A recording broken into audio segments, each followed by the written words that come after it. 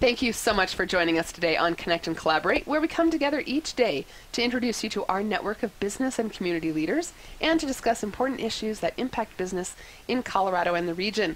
I'm Tammy Schaefer, your on-air producer, and today, once again, we are connecting with Peter Moore, Chairman and CEO of Vital for Colorado. Peter, it's so great to have you back. Well, thanks a lot, Tammy, and I really appreciate the opportunity that the Colorado Business Roundtable gives us to have this program. We get to talk to all sorts of interesting people twice a month. So interesting. And so it's a great benefit to me, I think, get to meet more people.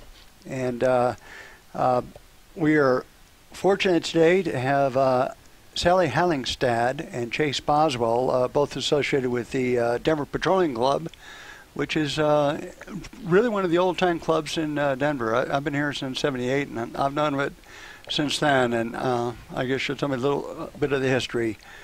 Chase is the chairman of the board, I think, this year, and Sally is the executive director. Welcome. Thank you. Thank you.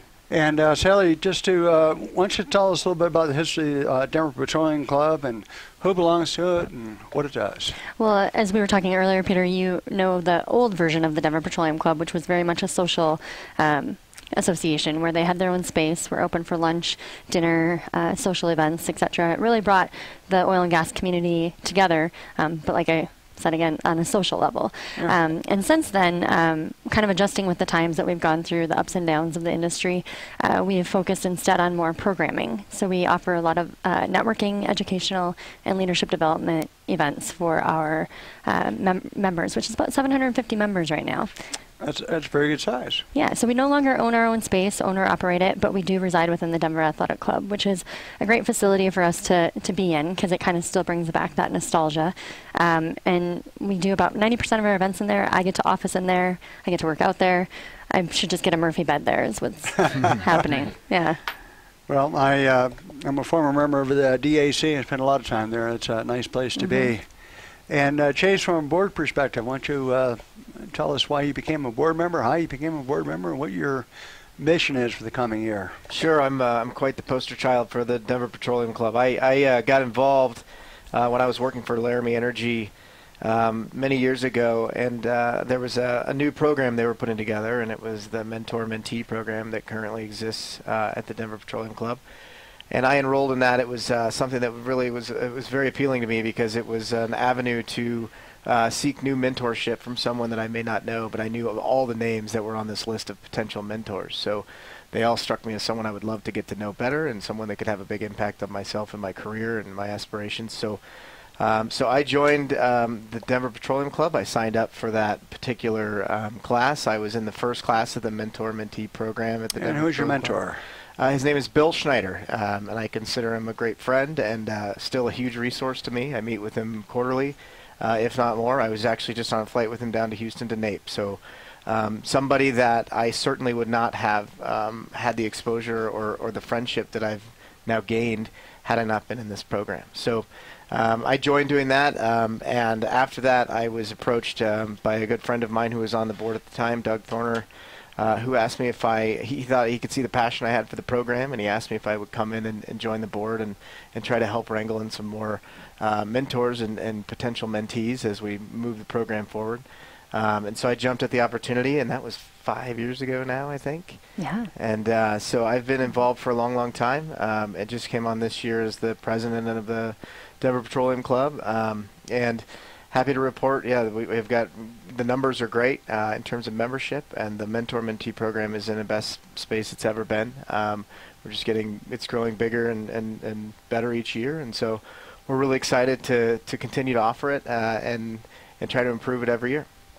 Well, 750 members, that's a great number, and anybody who's been in Colorado realizes that the state is really in the process of coming out of a recession that was very, very serious. It was probably one of the most serious recessions during my lifetime, and I've experienced several in Denver.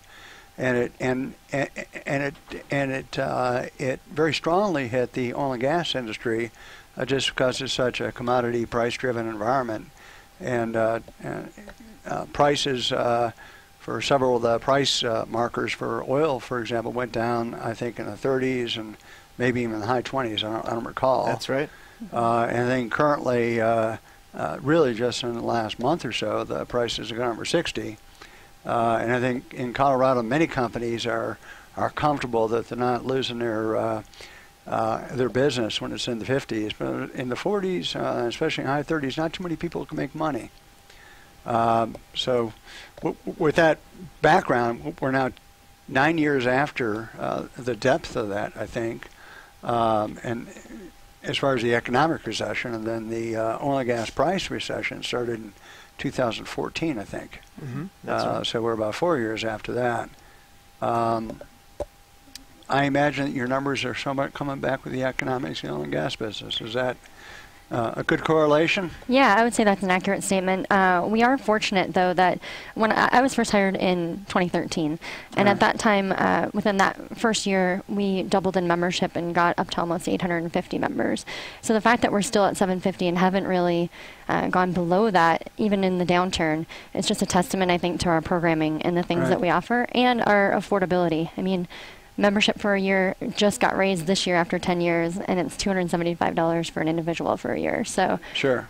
So I think that really helped us stay relevant and, like I said, affordable for those that were experiencing those low prices. Yeah, it speaks to where we're putting our dollars. We're putting our dollars into trying to get the best discussion topics or the best speakers possible to build an audience and people that still do want to come. And it's kind of an a la carte menu. You pay your initial fee every year that's fairly low. But you also, if you want to come to a breakfast or a lunch and learn or something like that, you can sign up a la carte and attend what you're able to or what you really want to. So, well, the numbers actually are not reflective of what I thought would have happened given the recession. So it really is a testament, I think, to the strategy and to the relevance. And all organizations, all trade associations, social organizations are. I guess yours would be a little bit different. How would you characterize the Denver Petroleum Club? Because I was thinking of that book from many years ago, The Race for Relevance. I don't know if you've run across that book, but it was kind of a very popular business book for many organizations like yours. Yeah, I'm sure Chase has probably read that one. He's a bookworm. But no, I think that we stay relevant in the sense of we're kind of agnostic as far as the skill that you need to have or the profession that you're in.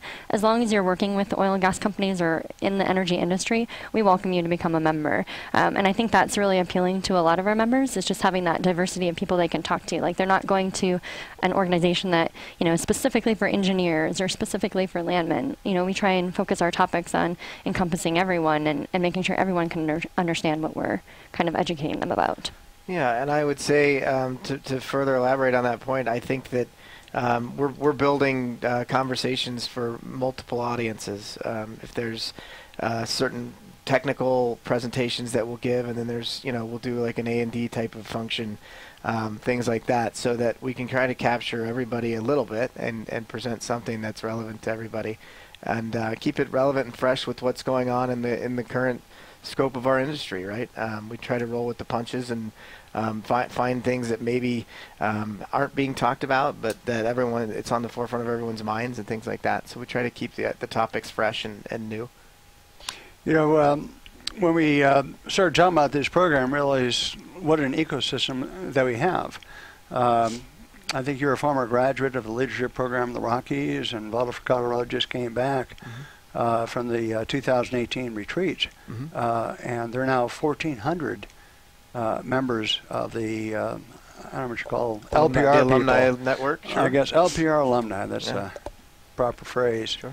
But it really is pretty amazing from that program, which is a leadership and training program, and it comes from a clear understanding of government, a clear understanding of the economic principles that the LPR alumni believe in. Sure. And a great number of those people have now become city councilmen, mayors. I was just amazed. Yeah, it's an impressive program, and you see a lot of that echoing into the Denver Petroleum Club. When we're looking at what we do at the Denver Petroleum Club, we're trying to establish community. We want to ultimately be that hub for everything energy in Denver.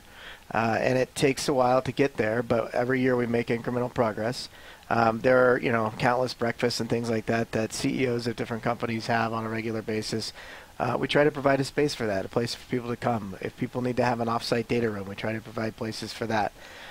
If people want to have just a place to come have a drink and have a happy hour networking, we try to provide for that. So we're trying to create community, and we want to have camaraderie within our industry, and we think that it's very important to promote that. You've got this huge gap of leadership in age because of the downturn of the 80s. You've got some of the senior leadership that is maybe now phasing out, and you've got kind of a vacuum, of a void of leadership where we really need more than ever to extract whatever these guys can give us and gals can give us. And so we're trying to create scenarios where we can get together with leadership in a less formal setting and really just pick their brains and figure out what they know and what they've learned, what their aha moments in their careers were. Because look, nothing better than to teach you than someone that's been there and done it before. So we're trying to create that community where people can really open those lines of communication, discuss what they've been through, what they've done, where they've prevailed and where they've had successes, and communicate it down to the people that are incoming and that are ready to fill that void, that leadership void. Now, you just depressed me. You're talking about the old guys and senior guys from the 80s, and I started thinking, I came here in 1978, been practicing law downtown since 81, and started going to the Denver Petroleum Club with my partners probably about 1981. So I was only referencing the downturn. Look, you're talking about me, aren't you? Downturn of the 80s. Okay. Getting back to the system of, or the idea of the ecosystem they have, and so LPR is one of them. And then you are also a graduate of the University of Colorado Denver, right? CU Denver? Yes, sir. The Global It's Energy the GEM Management program. Yes. I was in the first class of that as well. And it was led up by John Turner, Colonel Turner at the time, and Sarah Drodowski has been our fearless leader in that program since I've been there. Jim Mature, as we were talking about, has been the leader for the last several years. But it is a program that really allowed me, when I was working at an oil and gas company, to find some sort of structured format where I could go in and take actual classes, have a structured curriculum that basically fed into what I was doing on a day-to-day basis. There weren't a lot of schools that offered that. Right. This was a course that I could take. I was there present. You're there once a month for 4 days, but most of it you can do online. So it was reaching out to those people that seeking to be able to work and go to school at the same time. So it allowed me to do that.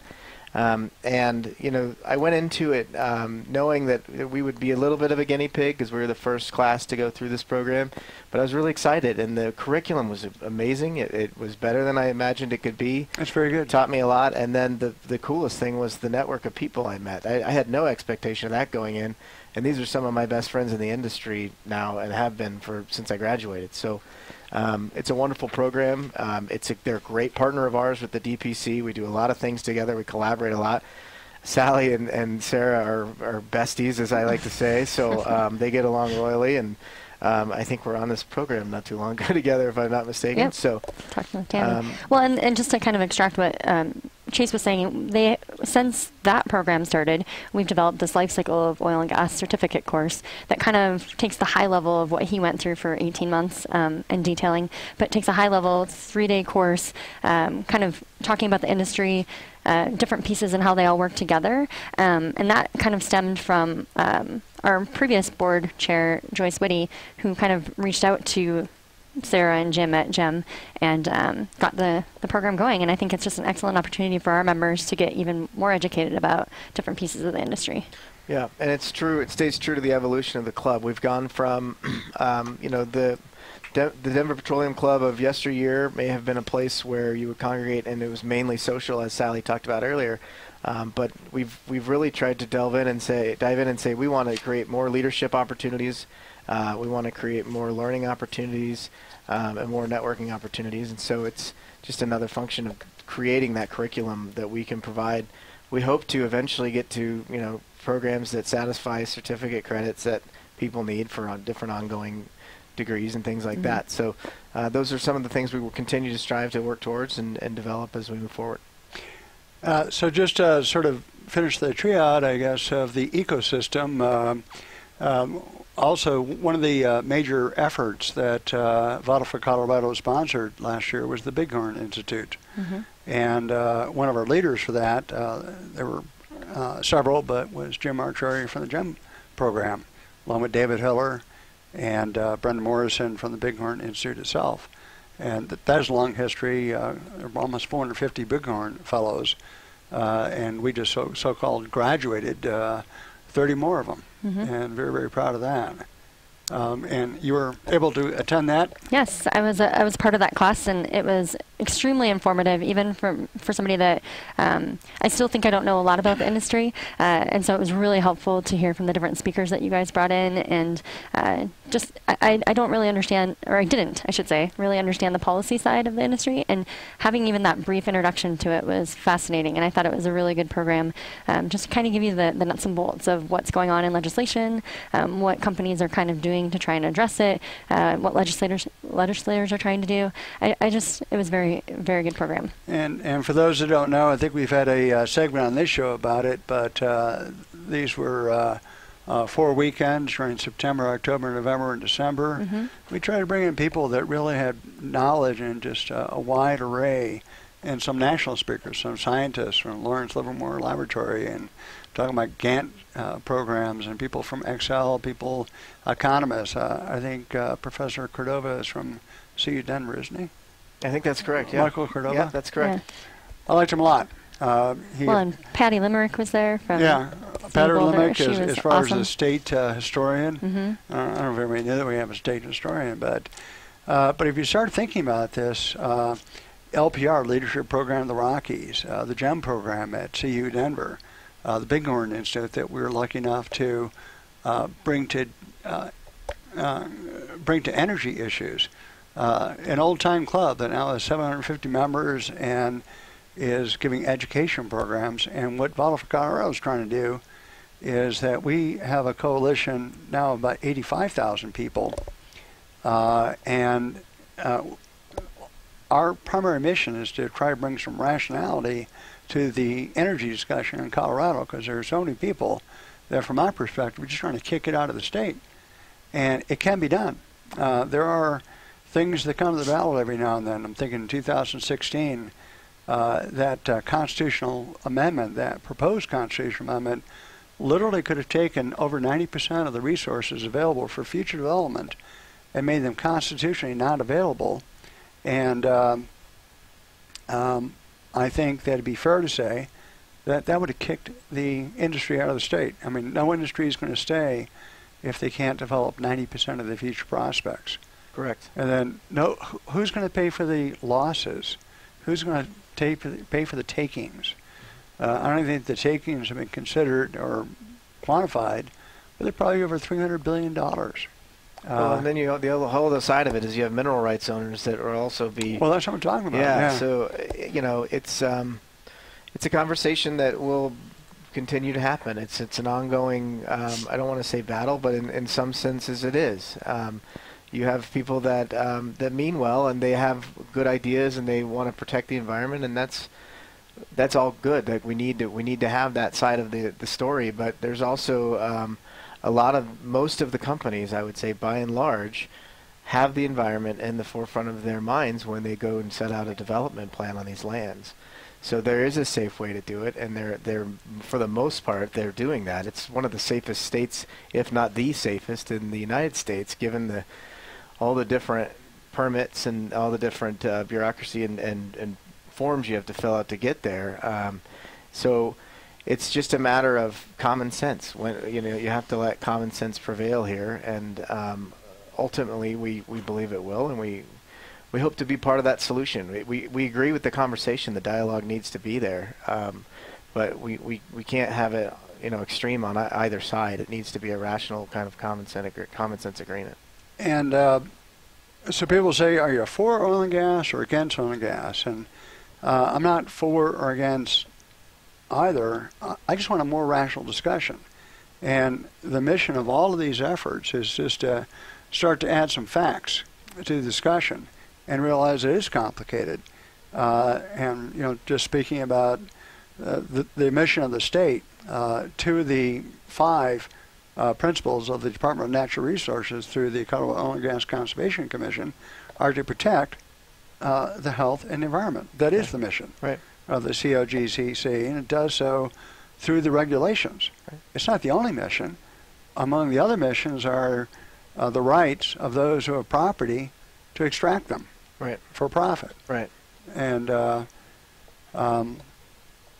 you just need to balance these things. So anyway, I just wanted to commend you on the work you're doing and let you know that we're all really part of a larger ecosystem. That just and Chase, I think you're members of many of them that I've spoken of, because you're involved in absolutely 4 of them so far.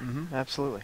So maybe we can get you to go online and sign the Vital for Colorado Pledge, and you can be a member of all 5. Happy to look into it. Happy to look into it. Well, I guess enough of that, but I just wanted sort of just dawn on me the things that bring us together. And we have many connections. Yes, and we're kind of absolutely. working on the same issue, if you think about it, in slightly different ways.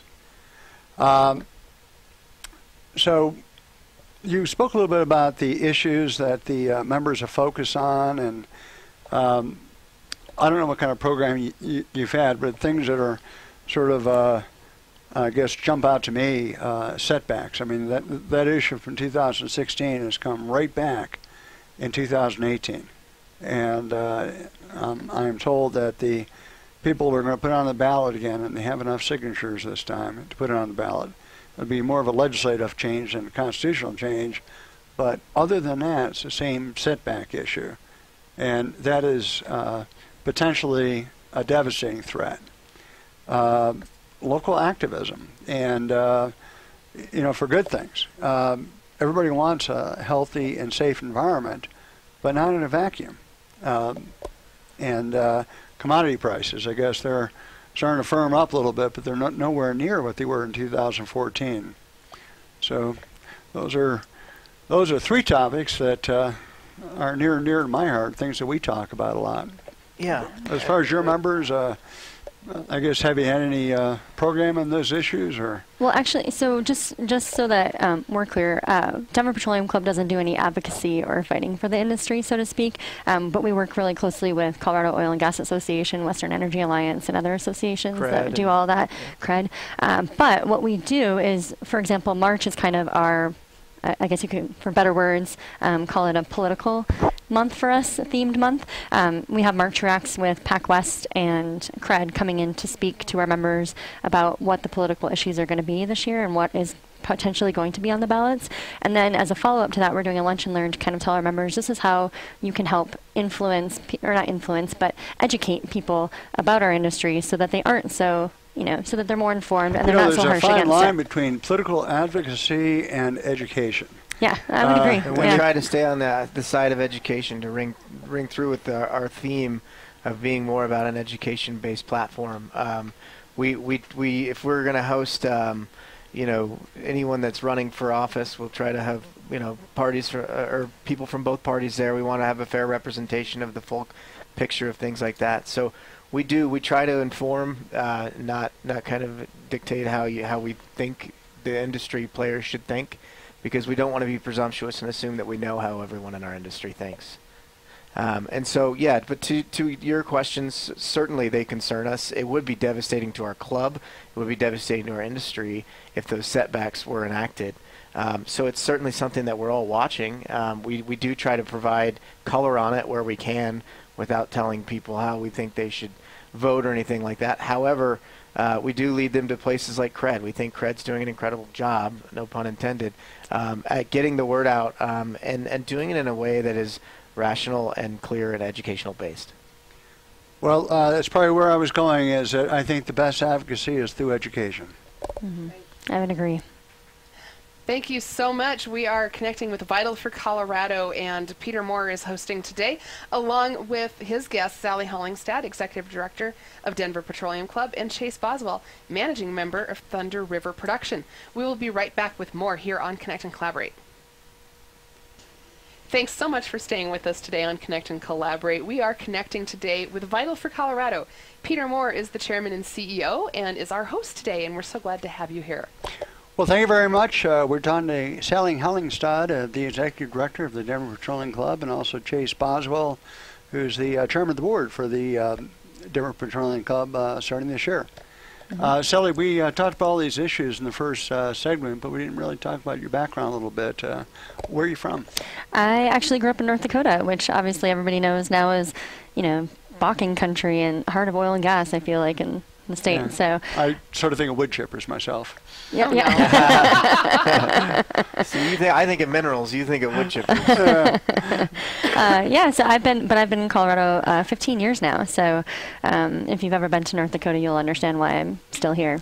And how did you come to the Denver Petroleum Club? What's your background part of that? Pure luck, honestly. I was in a career transition and happened to see this job posting online and applied, and actually wasn't offered the job originally, and came back and was the second person they offered it to, and I think it's been a great success ever since. But they hired me for my marketing and events background. I had no oil and gas experience prior to that. So I think they hired you because you're the best person for the job. Well, that too, but I mean, I'll let Chase say that. Yes, she's incredibly driven. It's been a very good marriage. We're very lucky to have her, and she always says she doesn't know that much, but she knows a lot more than she gives herself credit for about our industry. So we're lucky to have her. But I do think that's one thing, just to kind of give a shout out to our industry, is I was just talking about it at lunch today, that I think that people are so welcoming in this industry, and it's, I've only been in the industry for 4 years. I can still ask what I think is a dumb question, and nobody looks at me like it's a dumb question. They're more willing to explain and maybe reword it so that I understand it in a better way. So, and after, like I said, 4 years, they still are treating me like that, and I think it's awesome.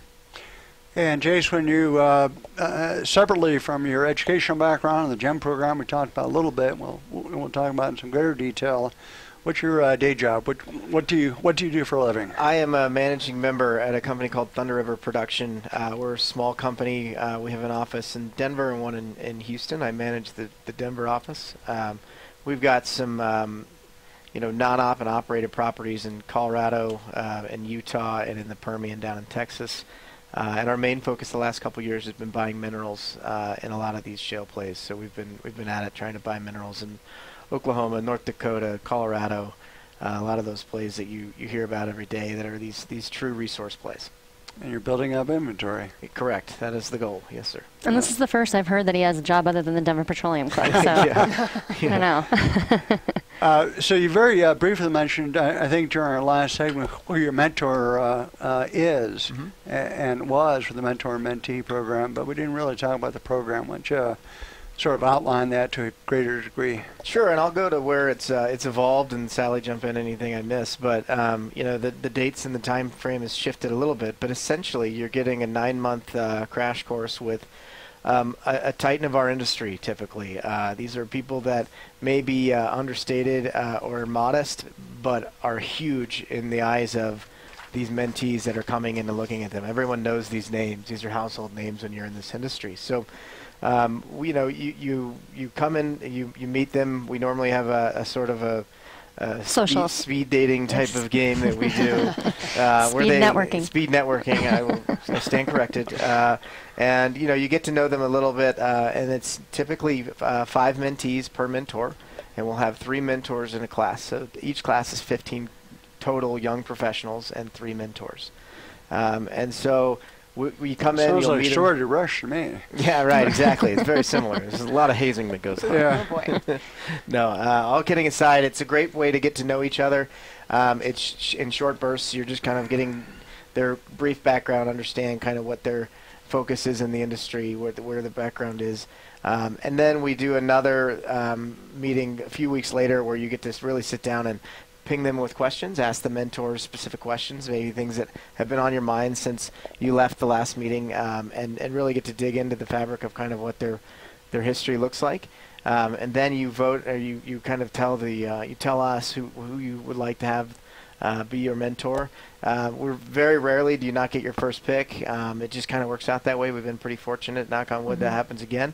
But at the end of the day, there are no bad picks. All these mentors are wonderful folks, and all these mentees have been well vetted. The application process is It's not that easy. You've got to write a few essay questions. You've got to have some good references. You got to have a couple people vouch for you on your behalf, and you got to put some effort into it. The people that don't typically get weeded out fairly quickly, but the demand has been picking up, and we had, I think, 50 or so applications for 15 spots this year. So the program is getting good traction in the community. Once you're in the program, it's pretty neat. You have once a month we'll have a structured kind of hour and a half, 2-hour lunch where either one of the mentors or someone that they have helped plug us into.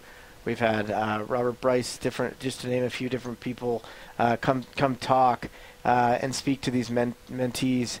And again, it's about giving them access to something that they might not have otherwise had if they weren't in this program. So you get these great speakers that come in, you get access to hearing them, and then on their off time during that same month, typically there's 2 or 3 gatherings between the mentor-mentee groups that will, like for me, for example, I got invited to Bill Schneider's home, and I got to meet his wife Rhonda, and they're this incredible family, and I get to sit down and break bread with them and have dinner with them and talk about kind of what's important in life, what's important to me, how I got here, what's important to them, and how they got there. And then Bill would bring in some of his friends, so I got this access to these other incredible role models in the industry that I knew of but had never met. And that's just the way it worked for me, and it was an incredible experience. But it's different for every mentor. Some people have weekly conference calls with their mentee group. Some people have field trips where they take them out and see the rig. They'll take them out and show them a completion. So it's really kind of a choose-your-own adventure once the mentor has been assigned to you as a. And how many mentees go through this program on an annual basis? 15 a year. Like 15 yeah, a year. So.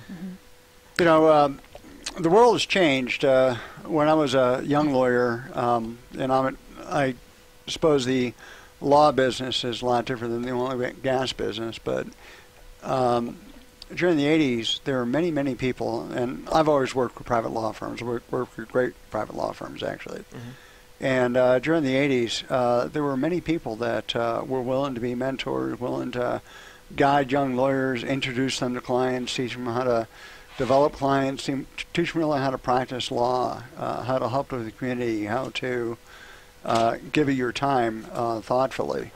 And my observation is things changed in the 90s, and the pace of life and the pace of business seems to have increased dramatically. And I don't know if it's the phones or what, or it's the emails.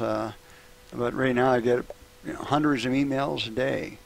And it's really kind of hard to slow down and get down to the basics of transferring knowledge from one generation to another generation. It's hard to find a place where you can actually just slow down and be social. And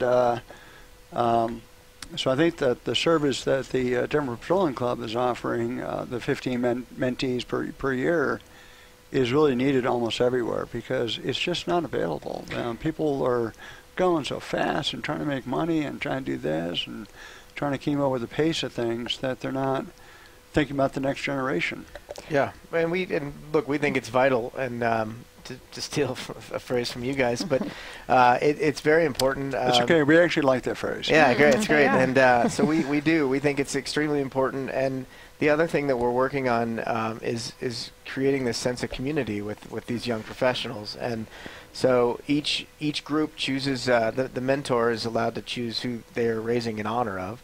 And all of our functions for that year, be it the golf tournament that we host every year or the summer barbecue that we have, all of those things that raise money for the Denver Petroleum Club, all those proceeds go to the 3 charities that are selected by the different mentor groups. And so at the end of the year, we were able to present. Last year, we were able to give away $30,000, so $10,000 to 3 different individual groups that were selected by each of these mentor-mentee groups. So creating that sense of community as well is a really big driver of this program. And when you're doing it hand in hand with the mentors, you can see this just runs through their blood. I mean, this is secondhand to them. This is something they're used to doing. So it really kind of helps drive that home to the younger professionals that, yeah, I need to be involved in my community. I need to speak up, and I need to help out when I can and where I can. And especially in 2018, if you sort of watch these successful businesses in any field, at least in Denver. They're successful because they work hard in the community, and a major part of your job is actually to help. I guess I'm thinking of a phrase I heard at the leadership program of the Rockies just this past weekend. To those that are given much, much is expected. Correct. And to change it over to the idea of needing to work in the community and needing to reach out and help in any way as an essential strategy for business is a great thing to teach. Absolutely. And I'm not sure there really are a lot of other places that will slow down enough to teach that. Well, and that's one thing when we look at selecting our mentors, we definitely look at the more the well-rounded leaders, like as Chase mentioned, ones that are involved in the community, ones that can really teach not just the industry but beyond that. Right. And so we're really selective when we pick our 3 each year too. And luckily nobody's really said no to us when we've asked them face to face about, because we think they're great. So we always make sure to plan the events for the next year in advance, the dates for the next year's program in advance, so that they can really clear out their schedules and make sure that they're able to be at everything too. So, well, Sally, I think you're getting a great shout out to the mentor-mentee program, and it sounds great in every aspect, actually. In terms of other programs, I know that you said that March is the political month, but once the political month is passed, what's going on? So there are 2 events a month that we plan for our members that are consistent. We always have a social event the 4th Wednesday of the month, and then we also always have a speaker breakfast, or like a breakfast series the 2nd Thursday of each month. And sometimes they're themed, like it just so happens that in March we're going with politics. But other things, like we just had an amazing speaker talk more about technology and the drivers of innovation in our industry. Just speak a couple of weeks ago. This week we actually have Brian Pugh from BP, who is moving to town, come in and talk about their smart oil fields and what they're doing on their side of things, especially down in Durango, and I think they're going to start getting into the DJ, but their operations, I think. So this month you could have said we were like technology focused. Moving forward, we are definitely looking at air control issues, emissions, yeah. Sorry, yes, issues. And kind of, we plan them quarter by quarter, so we never want to say that this is what we're doing in December, because we really want to hit on hot topics and things that people really want to learn more about. So, and bring in the right speakers to help with that.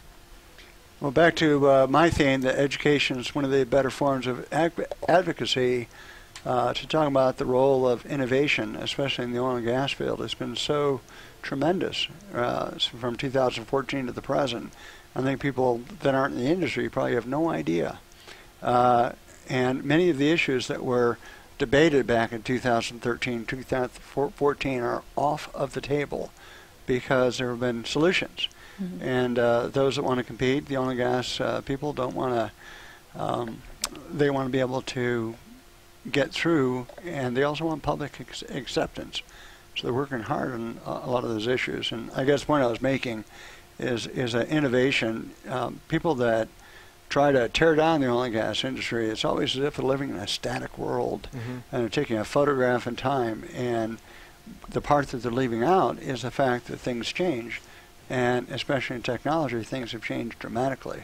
And Chase, you probably know sure, and it leads some, the globe. some of the details, but I know private mineral ownership is really the culprit behind our innovative capabilities here in the United States. We're very unique as a country that we have private mineral ownership, and it's allowed and incentivized a lot of these companies to come in and think smarter and differently about how to harvest some of the resources that are in there, those hydrocarbons that are in the rock, and that translates. That goes, typically it takes a little time, but that goes overseas, and that goes to other countries, and that is how they just make other big discoveries and how they apply. That's no, we're just educating now. We're not talking about political issues. Correct. Okay, I want to make sure no, I like one of the education. rules. No. And I would say, one of our mentors last year was Chris Wright with Liberty Oilfield Services, and they have developed a technology where they have their quiet fracking fleets. Yeah, and and that was in response to communities, need for, some of the issues they were having with it being too loud or being too bright, etc. The different rigs. And so I think just some of that innovation that's happened is very positive. And if it's an ability to educate people like that, we had Ron Gusick come in and talk about that to our members, and explain why they did it and how they got to it, etc. And I think the feedback they've gotten, right? Yeah, That's yeah. really important. Mm-hmm. Well, go back 3 years ago. I'm thinking about, I don't recall the neighborhood in Weld County, but one of the important neighborhoods in Weld County, there were a whole series of articles about a brand new neighborhood that had just been built, and a rig went in there, and they said the number of decibels, and the whole story was basically how dare an industrial activity, and it was a fairly short time period that the rig was there, but the rig was there, and just focus on the decibel levels. Mm-hmm. I don't think that every company in every instance can do that, but when necessary, that technology is here right now. Mm-hmm. Yep. And it's only 3 years later, and It's being used every that day. argument gets off the table. Right. That's right. And centralized processing plants, one of the major arguments going back 3-4 years ago with the roads and the dust and the trucks and the water, and they say, holy cow, to do this many gallons for this rig as if it's going to be like that forever. Mm-hmm. The next thing you know, you've got a central processing plant, these materials brought in by pipeline, and the road's gone to separate pads. Right. And those issues come off the table. It's not that every issue will be resolved within 3 years, but major issues. And those are probably the two major issues in terms of the conflict between the surface owners and those of mineral rights owners have been taken off the table in only 3 years. And not too many articles, I think, are touting that. And they should be talking about that. And what really it's all about is innovation. Right. Mm-hmm. It's changing all the time. So Yeah, the industry is extremely innovative, and it's very responsive. When they want to be good neighbors, and they want to be good stewards of the land. So they're always working to improve, and you just listed two great examples of how they're doing that in a very short order. And these innovations can also improve the bottom line and reduce costs. Sure. And so I don't want to use the shop-worn phrase of win-win, but those two examples are those, because you don't need to build for a rig, for example. It may be more expensive to have an electric quiet rig, but you don't have to spend all the expense of many years ago of building barriers around rigs. Correct. That didn't work anyway. Yeah. So look ahead in 2018. What's going forward? How do things look at the Denver Petroleum Club? I am very optimistic about this year. I think we have great leadership in place on our board, and Chase he's just got a passion for our organization and the industry in general that is I can already tell it's like kind of seeping through to our other board members and to our members. So I think just making sure that we're bringing the relevant topics that people want to hear about for our members is basically the one thing that we're really going to focus on, expanding our mentor program and making it even more robust as far as the content that we provide. And then I think, Chase kind of alluded to it, but continuing to build our community and making us the Denver Petroleum Club kind of a hub. So working more in tandem with the Denver Athletic Club and being able to offer things like spaces and meeting rooms, event spaces and meeting rooms. Mm-hmm. So I think those are kind of the top three, maybe that was four, items that we're really gonna look at this year. But Actually, if you're from New York, it's always safer to say a couple three. a couple three. Good to know. And if one wants to find out about the Denver Petroleum Club, do you have a website? Yeah, it's great. We just actually launched a new system earlier this month, but our website is denverpetroleumclub.com, and from there you can sign up for membership, you can sign up for different events, you can just join our e-list and if you don't want to commit to us yet and you just want to learn a little bit about what's going on. But yeah, denverpetroleumclub.com is where you can find all the info about us, and Chase's picture right on the board drop down. And to be clear, you don't have to be a member to come to everything, right? Right. I would say there's about 80% of our events are open to non-members at a higher rate, a higher admission rate. So, if you want to come check us out and just see what we're all about, you're more than welcome to come at the guest rate and learn more about whatever we're talking about that month, as well as the DPC. Well, Vital for Colorado might be able to help with regard to content. We're not directly in the business of going out and giving speeches, but we do go out and have people do more than 90 events per year.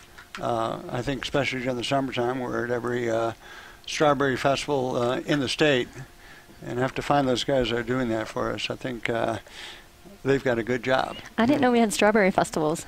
In Glenwood Springs. Oh, Oh. Um, I knew there was a peach one, but that's obviously west. I'm pretty sure it's a strawberry festival. Nice. Oh. I've actually been there for the parade. There's a great parade there, so my car club has actually gone there to That's right. join the parade. Very cool. I just envision people throwing out strawberries instead of candy. So. Could get messy. Right? I don't think it's cherries. See what else is red. It's really just strawberries, right? Yeah.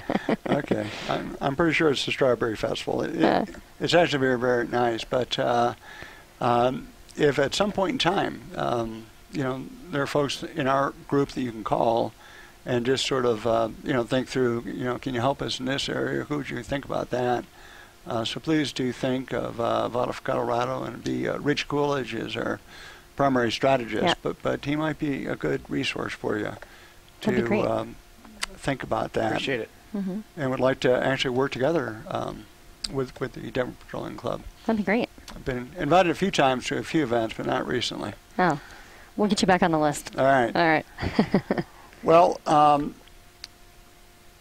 just in terms of plugs, let's think about what are the major things that you would like to Yeah, I think push. Sally's covered most of them. I would say that the certificate program that we do at in conjunction and partnership with Global Energy Management at CU Denver. This is a program geared towards people that are either young in the industry or want to learn a lot more about the industry, or just kind of get a taste of what the industry feels and looks like. And you immerse yourself for a good period of time. 3 days. You're there for 3 days straight. You're learning a lot about some of the higher level aspects. Whether it be you're learning about how to take leases or how to look at geology. A lot of the high level things that maybe people don't necessarily understand are pillars in the business that we run day to day. You get good exposure to that. You come away with an idea of how we evaluate rock, how we evaluate a prospect, how we evaluate a play, how we make money in this business, and how we try to do it in a respectful way to our neighbors and also to our environment. So great course if you have an interest in just kind of understanding a little bit more about what oil and gas and what the industry does. Great course, so I'll plug that one. And the next time we do that course is actually April 25th to the 27th, and they start actually up in Noble's facility. Are they in Kersey? I think that's great. Yeah. And they spend time at Noble's plant there, and they get to do some tours that first day, and then they come back and do a lot of classroom activity. But yeah, as a DPC member, you actually get a discount on the fee with the GEM program. So that is also on our website under our programs tab. So denverpetroleumclub.com, and look under programs to find more information about that course. Well, I definitely get the sense if I were in the oil and gas industry and starting out, I would want to join the DPC to meet more senior people, to see how it's been done, to get information as far as transfer of knowledge from one generation to another, to have a formal mentor-menteeship program, and just get general information. And you can also get together for a beer and a glass of wine also, and just get to know people on a personal level that you don't necessarily work with. Well, and as we all know, we're all in the business world. Some of the best work you've done is probably people that you've met in a casual environment, in a networking environment. So getting to know the people that you can eventually do business with is what one of our goals is. Well, just give a plug for Vital for Colorado. I think both of you know a little bit about our background, but we started in 2013 and really came out of efforts in 2012. We're run by a 15-person member board of directors. We're trying to educate and advocate. We do an awful lot. I think we mentioned several things we do so far, and we've been lucky enough. We organize ourselves around the 7 Principles Pledge, just statements that we believe in, simple things such we believe in science and not hyperbole. And we want people to understand the economic impact of the oil and gas industry. And we now have somewhere around 84,000, and we're growing hundreds per week. Congrats, that's really great. And I do believe we are, the Denver Petroleum Club has signed that pledge as well. I think so too. I think you're one of the first. Awesome. So thank you both for coming on the show. Thank you for having us. As always, great partnerships. Thank you, Peter Moore, Chairman and CEO of Vital for Colorado. And we want to thank our guests today, Sally Hallingstad, Executive Director of Denver Petroleum Club, and Chase Boswell, Managing Member of Thunder River Production. Thank you so much, and have a great day out there.